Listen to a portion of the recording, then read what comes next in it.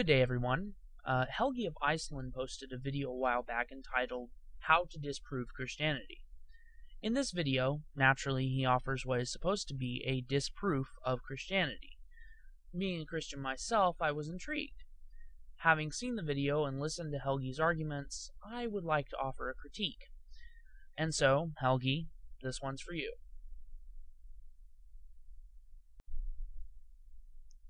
First, where in the Bible does it say that doubt is a sin? That's an honest inquiry. I want to know what part of the Bible you believe condemns doubt as a sin. Also, you seem to think that, in reality, doubt is always a positive thing.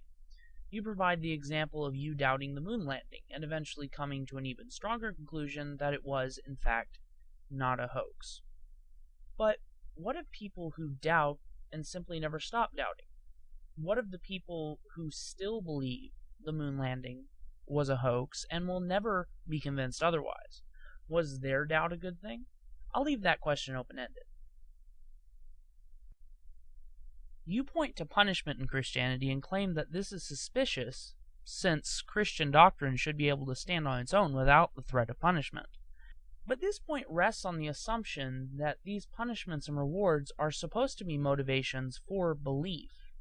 I would submit, however, that they are instead presented as motivations for action on the part of someone who already believes. If I am right about this, then this punishment is perfectly valid as such a motivation for action, and I would leave it to you to explain why threat of punishment is not sufficient to warrant action on the part of the threatened.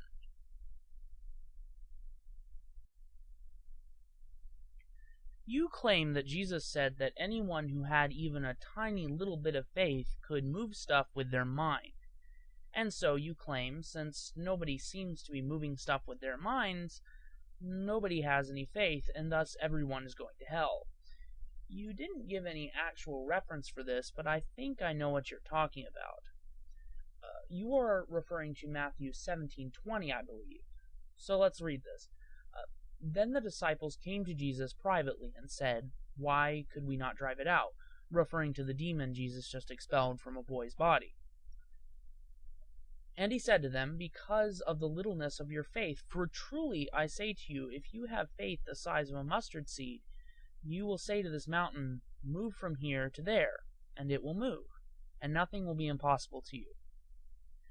Honestly, I do not see the problem here. It is obvious that Jesus is claiming that the amount of faith it takes to do fantastic miracles is extremely small.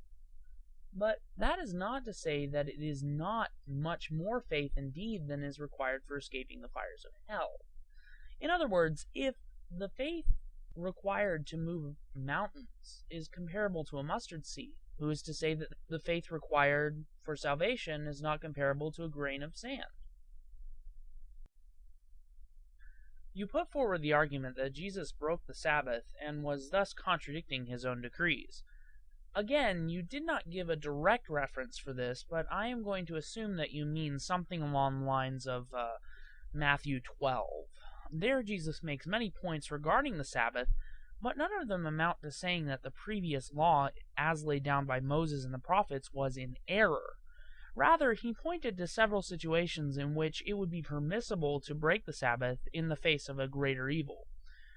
For instance, if you or someone else is going to die unless you do something which otherwise would not be permissible on the Sabbath, you are morally compelled to save the person's life rather than keep the Sabbath. This is not a contradiction. This is a simple lesson in moral hierarchy.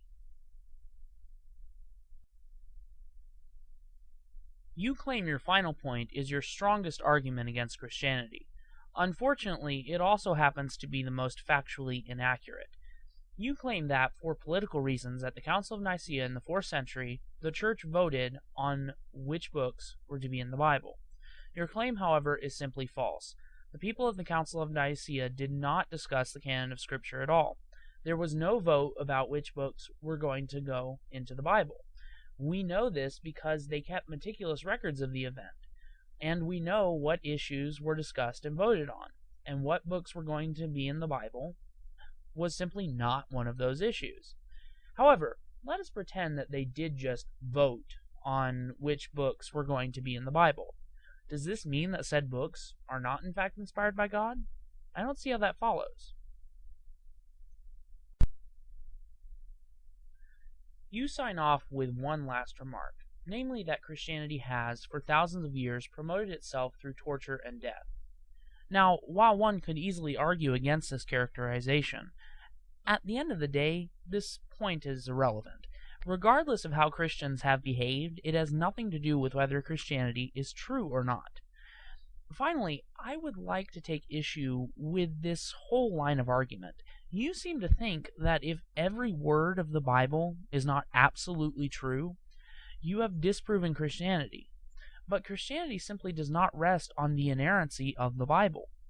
You don't need to believe that the Bible is 100% accurate in order to be a Christian. Remember, the earliest Christians did not even have a Bible. They did, after all, write a good deal of it for themselves. So, Helgi, that does it for my reply. Please feel free to respond.